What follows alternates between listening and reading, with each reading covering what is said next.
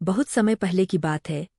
एक छोटे से पहाड़ी गांव में श्यामा नाम की एक महिला अपने बेटे मन्नू के साथ रहती थी। श्यामा को गांव वाले बहुत पसंद करते थे, लेकिन एक दिन गांव के पास के जंगल में अचानक आग लग गई और कई लोग उसमें मारे गए। लोगों को शक हुआ कि ये आग श्यामा की वजह से लगी, क्योंकि वह उस दिन जंगल में अकेली गई थी। गांव वालों ने उसे डायन कहकर घर से निकाल दिया। दुखी श्यामा अपने बेटे को लेकर उसी जले हुए जंगल में रहने लगी। कुछ ही समय बाद भूख, सर्दी और बीमारी के कारण मन्नू की मौत हो गई। श्यामा अपने बेटे की मौत को सहन नहीं कर पाई और धीरे धीरे पागल हो गई। एक रात वह खुद भी मर गई। कहते हैं, वह मरने के बाद चुड़ैल बन गई।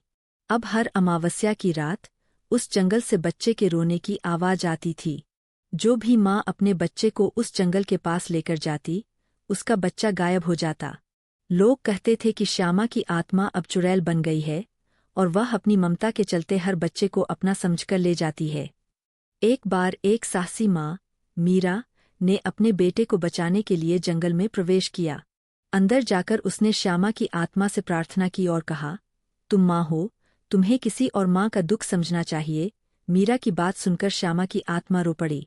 उसने सभी गायब बच्चों को वापस कर दिया और जंगल से हमेशा के लिए चली गई। उस दिन के बाद गांव में फिर कभी कोई बच्चा नहीं लापता हुआ।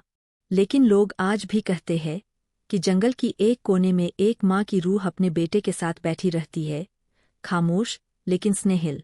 सीख, सच्ची ममता मरने के बाद भी बनी रहती है, लेकिन समाज का अन्याय किसी को राक्षस भी बना सकता है।